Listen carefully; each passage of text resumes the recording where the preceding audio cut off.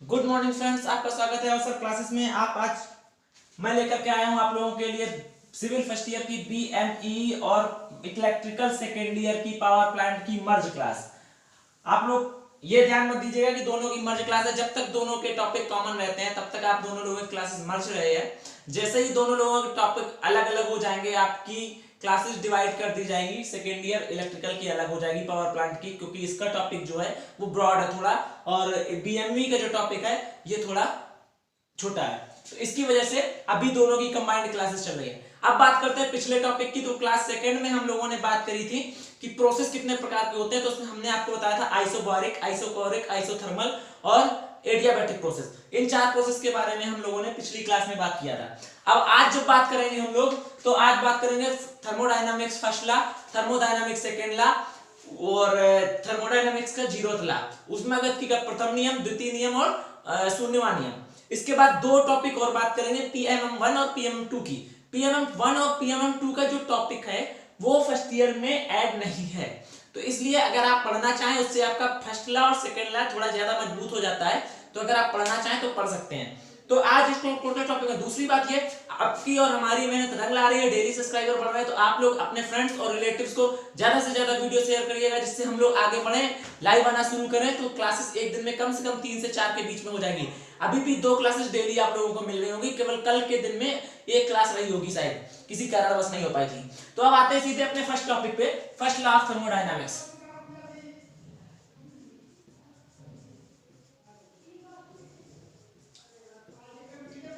First law of thermodynamics की बात करते हैं हम लोग। तो फर्स्ट लॉ ऑफ थर्मोडायनामिक्स के अंतर्गत ये बताया गया है कि बिना इनपुट के सबसे पहले तो हम आउटपुट नहीं दे सकते हैं। अगर इसका मतलब आप सीधी भाषा में समझना चाहें, अगर आप खाना नहीं खाएंगे तो आप काम नहीं कर सकते, आपके अंदर से एनर्जी नहीं निकलेगी। जब आप खाने के रूप में इनपुट देते हैं तो आपके वर्क, जो आपकी इंटरनल एनर्जी होती है, शारीरिक क्षमता जिसको बोलते हैं, आपकी बॉडी कैपेसिटी, वो आपकी कहां से मिलती है? जब आप इनपुट देते हैं खाने के रूप में। तो जब आप इनपुट देते हैं तभी आपको आउटपुट मिलेगा। फर्स्ट लॉ की सबसे पहली पॉइंट ये, मतलब जब इनपुट होगा तभी हमें आउटपुट मिलेगा। तो हो गया सबसे पहली बात। दूसरी बात, इस लॉ के अंतर्गत दूसरी सबसे बड़ी बात ये कही गई है कि इस नियम के अनुसार ऊष्मा एनर्जी को ना तो नष्ट किया जा सकता है और ना ही उत्पन्न किया जा सकता है, इसे केवल एक फॉर्म से दूसरे फॉर्म में कन्वर्ट किया जाता है। मतलब खाना खाया तो वो नष्ट नहीं हुआ कि नष्ट हो गया, वाष्टित हो गया, वो आपसे एक फॉर्म से दूसरे फॉर्म में कन्वर्ट हुआ। कैसे? आपने लिया, आपके अंदर एनर्जी बनी, आपने वो वर्क के रूप में निकाली। तो जो हम ऊर्जा दे रहे हैं वो किस में कन्वर्ट हो रही? वर्क के रूप में। तो इसे हम बोलते हैं, या ना तो हम ऊष्मा को नष्ट कर सकते हैं ना ही उत्पन्न कर सकते हैं। ठीक है, इसे केवल एक फॉर्म से दूसरे फॉर्म में चेंज करते हैं। ठीक है, change form, change of energy, ऊष्मा का चेंज होता है फॉर्म। ठीक है, तीसरी इसमें सबसे बड़ी बात कही है, जो ऊष्मीय ऊर्जा हम किसी मशीन या किसी व्यक्ति को या किसी भी मशीन को प्रोवाइड कराते हैं, जब हम किसी मशीन को जितनी भी हीट एनर्जी प्रोवाइड कराते हैं या इंटरनल एनर्जी उसको प्रोवाइड कराते हैं, वो सारी हमें मिल जाती है वर्क के रूप में।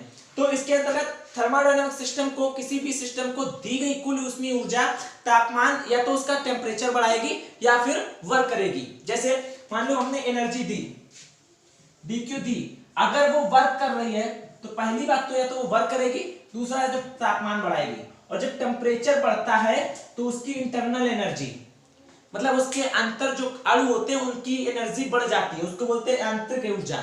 टेम्परेचर बढ़ने से आंतरिक ऊर्जा बढ़ती है, टेम्परेचर घटने से इंटरनल एनर्जी जो होती है वो हमारी कम होती है। तो अगर हम किसी भी थर्मोडायनामिक सिस्टम को कोई भी ऊष्मीय ऊर्जा देंगे तो दो फॉर्म में कन्वर्ट होती है, या तो वो टेम्परेचर बढ़ाएगी, इसका मतलब है du का मतलब, या तो वो टेम्परेचर बढ़ा रही है तो हमें इंटरनल एनर्जी मिल रही है, या फिर वो पूरी की पूरी वर्क में कन्वर्ट होती जा रही है, और या फिर दोनों काम करेगी। या तो देखो dq इक्वल टू क्या होगा, या तो हो जाएगा dw, या दूसरे में क्या बोल दिया, या तो ये टेम्परेचर बढ़ाएगी तो क्या मिलेगी हमें? Internal energy. तो इसको यहाँ ब्रैकेट में लिख देते हैं। ठीक है, टेम्परेचर बढ़ा तो हमें मिल गई इंटरनल एनर्जी, या फिर बोला दोनों करेगी, du क्या हो जाएगा प्लस dw।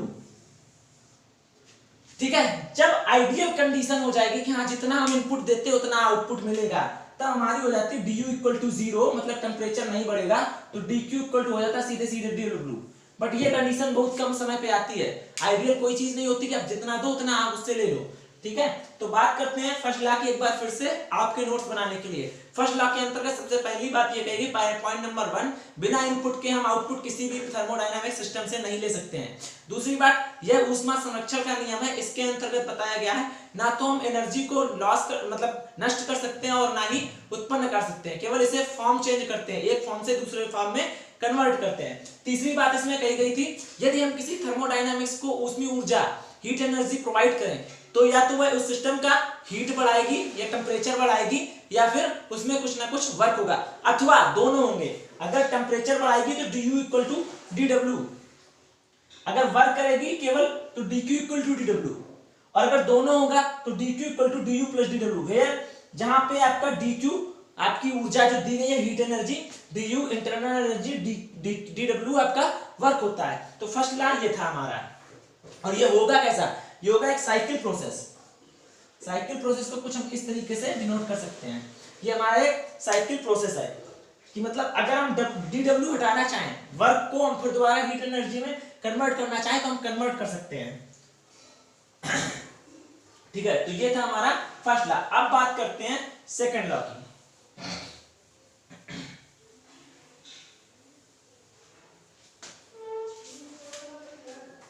ठीक है, अब बात करते हैं सेकंड लॉ ऑफ थर्मोडायनामिक्स की। सेकंड लॉ ऑफ थर्मोडायनामिक्स,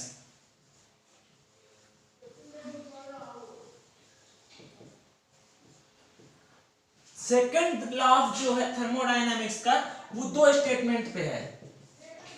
ठीक है, दो स्टेटमेंट पर आधारित है सेकंड लॉ ऑफ थर्मोडायनामिक्स। जो उष्मागत की का द्वितीय नियम है, दूसरा नियम है, वो दो स्टेटमेंट है, पहला क्लासियस का, दूसरा केल्विन और प्लांक का, या पहला केल्विन और प्लांक का, दूसरा क्लासियस है। मतलब दो स्टेटमेंट पे आधारित है, पहला kelvin and Planck statement, second Clausius statement.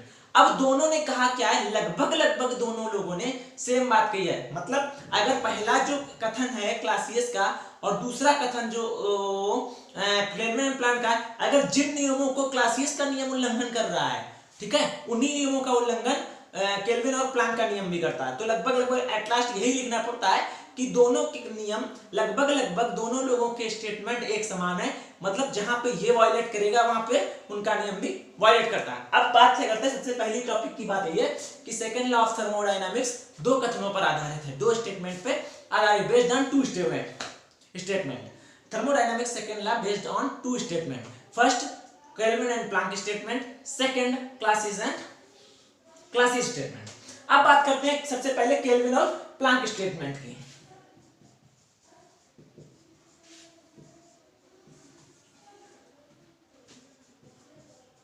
Kelvin and Planck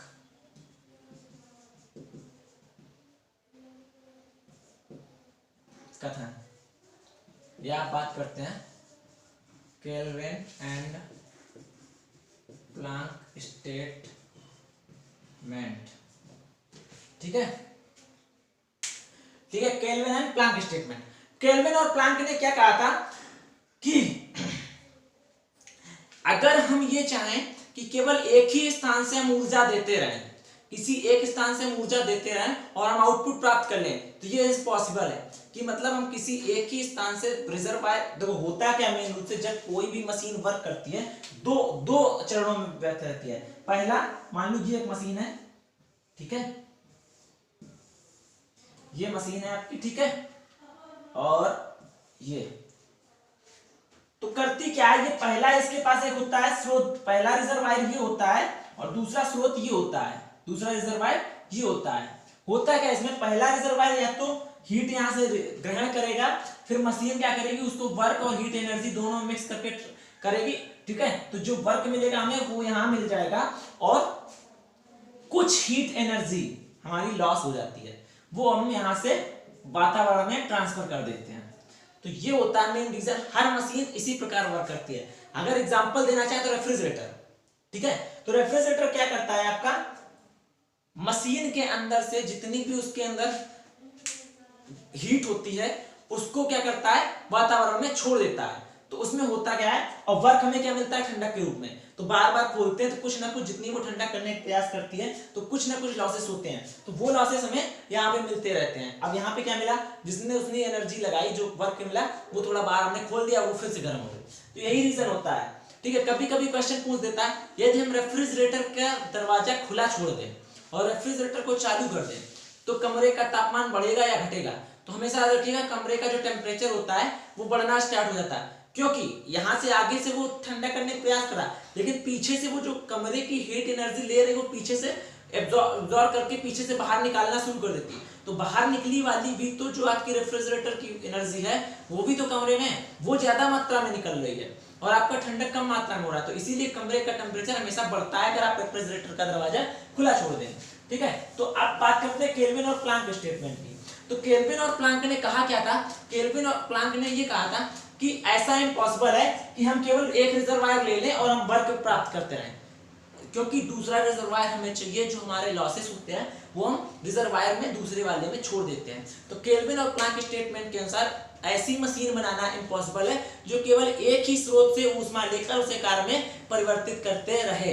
ठीक है, ये था। अब रिजर्वायर क्या होता है? रिजर्वायर मतलब बोलते हैं स्रोत, ऐसा स्थान जहां से ऊष्मा का अथाह भंडार हो उसे हम रिजर्वायर बोलते हैं। ठीक है, पहला वाला जैसे हम बात करते हैं तो पहले वाले को जहां से हम हीट लेते हैं, ठीक है, जहां से हम वर्क मतलब हीट एनर्जी लेते हैं मशीन की, तो वो हमारा हो जाता है क्या, सोर्स, स्रोत। ठीक है, और जहां हम निकालते हैं जो हमारी वेस्ट एनर्जी होती है जो हम निकालते हैं उसको बोलते हैं सिंक। ठीक है, तो सिंक बोलते हैं उसको। अब बात करते हैं ऊष्मा, देखो हाँ, इनका मतलब क्या था, ये मान लो ये एक मशीन है, इन्होंने दे दी और बोल दिया हमने वर्क प्राप्त कर लिया। तो ये इन्होंने ये बोल दिया है कि टोटली, इन्होंने साफ मना कर दिया, ऐसा इम्पॉसिबल है, ऐसा नहीं हो सकता है। एक मिनट होल्ड करेंगे यार।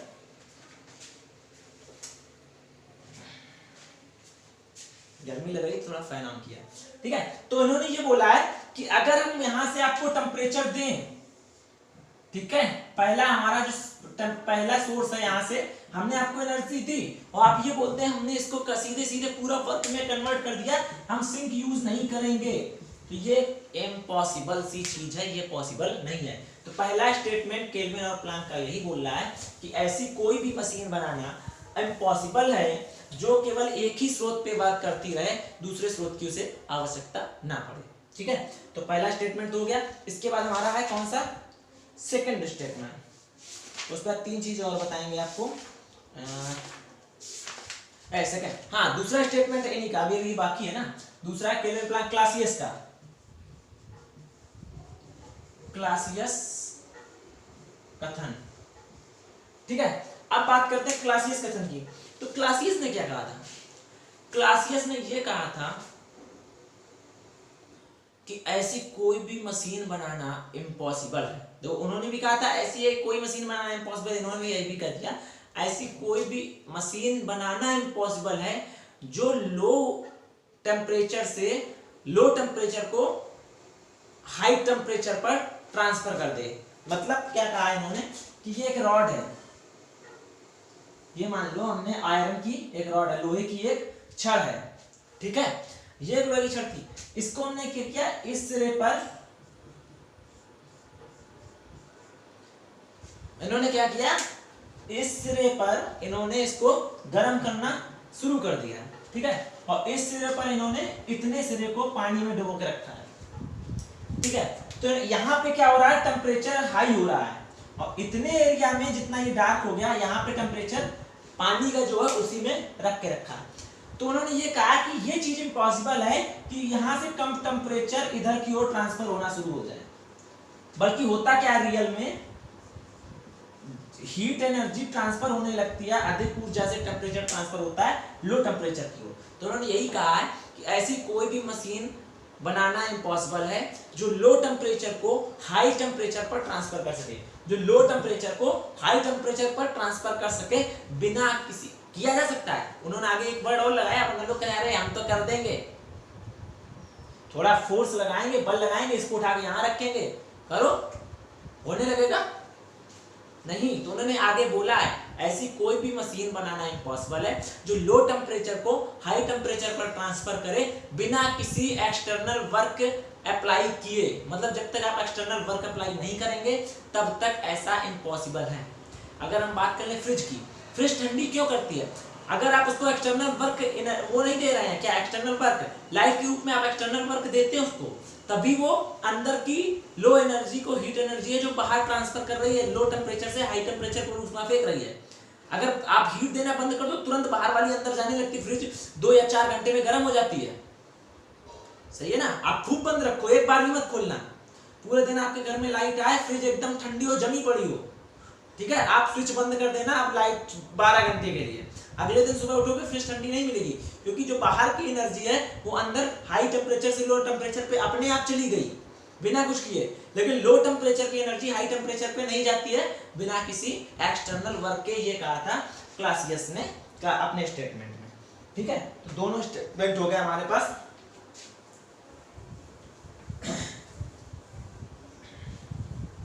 अब इसी में एक चीज और लिखते हैं, नोट। एटलीस्ट नोट में ये कहा गया है कि क्लासियस और प्लांक वास्तव में दोनों का सेम ही कथन है, बस भाषा का थोड़ा सा अंतर है। जहां पे क्लासियस का कथन वायलेट करेगा, मतलब किसी भी चीज का उल्लंघन करेगा, वहां पे केल्विन और प्लांक का नियम भी उल्लंघन करता है। दोनों वास्तव में कथन एक ही है, बस केवल भाषा का अंतर है। ठीक है, इसके बाद अब हम कई चीजों पर बात कर रहे हैं। अब हम बात करते हैं PMM1। ठीक है, परपेचुअल मोशन मशीन 1, इसका पूरा नाम है परपेचुअल मोशन मशीन 1। ठीक है, तो परपेचुअल मोशन मशीन 1 PMM1 मतलब परपेचुअल मोशन मशीन 1, इसका नाम पूरा है। ठीक है, तो परपेचुअल मोशन एक PMM1 मशीन के अंतर्गत कहा गया है कि ऐसी मशीन बनाना संभव है जो केवल इनपुट से आउटपुट निकालती रहे। इसके अंतर्गत कहा गया है कि बिना इनपुट के हम आउटपुट निकाल सकते हैं। PMM1 मशीन के अंतर्गत कहा गया है कि हम बिना किसी इनपुट के आउटपुट देते रहेंगे। ठीक है, इसके बाद टॉपिक रहेगा PMM सेकंड और जीरो लॉ थर्मोडायनामिक्स। ठीक है, हाँ, अब बात करते हैं PMM1 की। PMM1 में ये कहा, ये है मान लो PMM1 मशीन आपके पास, परपेचुअल मोशन मशीन 1। इन्होंने कहा हम क्यू नहीं देंगे, ठीक है, और हम केवल W ले लेंगे। ठीक है, एक ऐसी मशीन जो बिना किसी इनपुट के आउटपुट देती रहे, PMM1 कहलाती है। इसकी जो दक्षता, इफिशियंसी होती है, ठीक है, जिसको हम ईटा से रिप्रेजेंट करते हैं। किसी भी चीज की जो इन्फिनिटी होती है उसको ईटा से रिप्रेजेंट करते हैं। इन्फिनाइट मतलब अनंत होती है। जब हम वर्क दे नहीं रहे हैं भाई, हमने क्या किया, 0। और दक्षता का फार्मूला क्या होता है, इनपुट अपॉन आउटपुट। ठीक है, इनपुट अपॉन आउटपुट या टोटल आउटपुट अपॉन इनपुट, होता है टोटल आउटपुट अपॉन जो आउटपुट मिला है अपॉन इनपुट कितना दिया था, ये होता है ईटा का फार्मूला। इन्होंने कहा आउटपुट तो हमें W मिल गया, लेकिन हमने इनपुट Q का कर दिया है 0। तो हुआ क्या, 0 से किसी में अगर भाग देते हैं तो क्या आता है, इनफिनाइट, अनंत बार जाते ही रहेगा। 0 एकम 0 0 2 0 0 0 0, हमें W आ जाना, तो अनंत तक हमारा भाग देता ही रहेगा, कभी खत्म नहीं। तो इसकी जो इफिशियंसी होती है, दक्षता, वो बोल दिया इनफिनाइट होती है। ठीक है, अब याद करो हमने फर्स्ट लॉ में कहा था कि इस नियम के अनुसार यह बताया गया है ऐसी कोई भी मशीन असंभव है जो बिना इनपुट के आउटपुट दे। फर्स्ट नियम में मैंने कहा, अभी पढ़ाया। ठीक है, तो इस प्रकार यह नियम फर्स्ट लॉ का पूर्णतः उल्लंघन करती है, मतलब फर्स्ट लॉ का वायलेट करती है। तो इसलिए यह प्रैक्टिकली पॉसिबल नहीं है।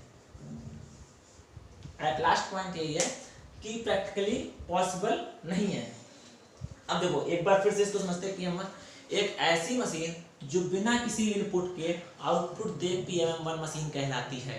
ठीक है, अब नेक्स्ट लाइन लिखना है इसकी दक्षता। अब आउटपुट और इनपुट के हिसाब से इसका जो इफिशियंसी का फार्मूला होता है वो होता है total output upon total input. तो आउटपुट हमने अगर मान लिया ये Q दे रही थी, इनपुट हमने बोला कि कोई दिया नहीं, आउटपुट प्राप्त कर लिया, तो हो गया 0।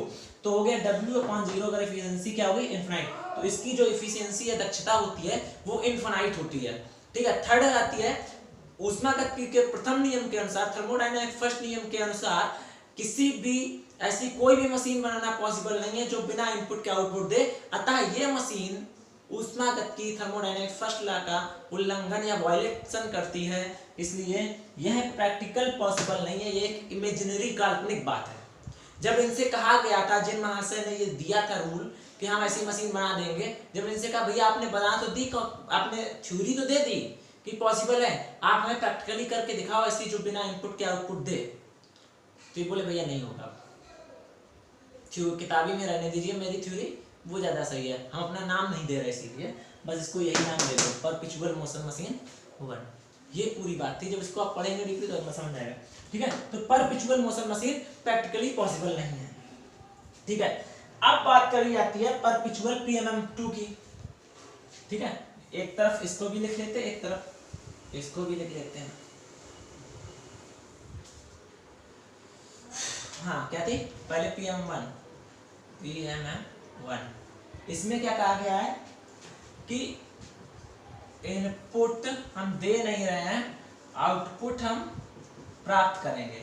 ठीक है, तो इसकी जो इफिशियंसी निकली वो क्या थी, इनफिनाइट। ठीक है, अब इनफिनाइट हो गई। तीसरी बात ये प्रैक्टिकली पॉसिबल नहीं है, प्रैक्टिकली पॉसिबल नहीं है। ठीक है, प्रैक्टिकली पॉसिबल नहीं है। अब थर्ड बात करते हैं, इसमें एक 3 बातें हुई थी। ठीक है, अब ईटा एक बार लिख लेते हैं, यहाँ पे होता है total output, total out upon total इन।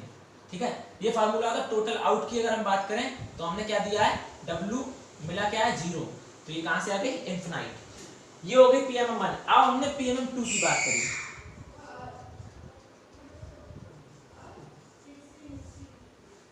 अब हम बात करते हैं PMM2 की। तो PMM2 के अंतर्गत ये कहा गया कि भैया हमने एक ऐसी मशीन बना ली है जो जितना इनपुट लेती है, जितना इनपुट लेती है उतना ही आउटपुट दे देती है। और इसके पहले जो फर्स्ट लॉ था वो सेकंड लॉ था, वो प्रूफ हो चुका था इन दोनों के अंतर्गत। केवल कुछ लोग होते हैं ना, जेलस फील करते हैं उसको सामने वाले को नीचा दिखाने के लिए, तो इन दोनों लोगों ने क्या किया कि उन दोनों नियमों को नीचा दिखाने के लिए अपने नियम बनाए, और वो प्रैक्टिकल पॉसिबल हो चुके थे। फर्स्ट लॉ, सेकंड लॉ और 0th लॉ, तीनों प्रैक्टिकल पॉसिबल हो चुके थे। ठीक है, तो इन लोगों ने क्या किया, हम भी बनाते हैं, कम से कम नाम तो खराब होगा। भाई बहुत लोग ऐसे होते हैं, आप फर्स्ट आने लगो तो कहीं आपको परेशान करने लगेंगे, पढ़ाई ना हो पाए आपकी, तो कुछ चीजें होती हैं। तो इन्होंने कहा क्या, अरे यार सेकेंड लॉ में बोला गया था जितना आउटपुट होता है उतना इनपुट नहीं ले पाते हो, जाए जितना इनपुट दो उतना कुछ ना कुछ वेस्ट हो जाता है एनर्जी का। ये बोले नहीं, हमने एक ऐसी मशीन बना ली है, एक ऐसी मशीन जो जितना इनपुट लेती है वो उतना ही आउटपुट देती है। ठीक है, ये बात यहां तक होगी पॉसिबल। तो इन्होंने कहा ठीक है भैया, इसकी दक्षता कितनी होगी, तो बोले total output upon total input. ठीक है, टोटल इनपुट, तो टोटल आउटपुट हमने यहां हमने क्या किया, Q is equal to W, तो W अपॉन Q, और दोनों अगर बराबर है तो हम लिख सकते हैं W upon W equal to 1। मतलब इसकी दक्षता 100%, मतलब ये हो गई इनकी आइडियल मशीन, जितना खाया उतने इनने वर्क में कर दिया, कुछ वेस्टेज निकाला ही नहीं। ठीक है, तो ये तो इम्पॉसिबल सी बात है। तो अब हम लोग समझा गए इम्पॉसिबल है, तो वही क्लेसियस और प्लांक बोले भैया एक काम करो, आपने बना तो दी, हमें प्रैक्टिकल पॉसिबल करके दिखाओ। इन्होंने काफी प्रयास किया तो नहीं निकाल पाए।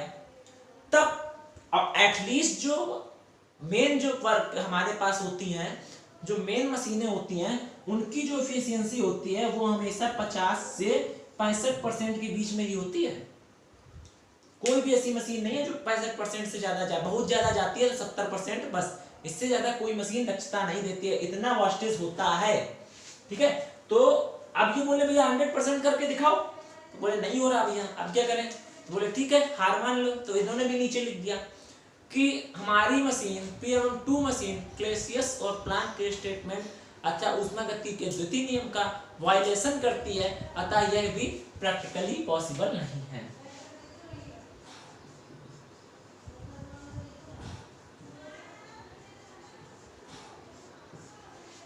हार मान ली, ये भी बोले भैया अब हमारी मशीन भी प्रैक्टिकली पॉसिबल नहीं है। अगर हम इसका डायग्राम बना दें इधर भी और इधर भी, ठीक है, तो इन्होंने कहा था Q जो है वो हम नहीं दे रहे हैं, सिर्फ हम आउटपुट W ले रहे हैं।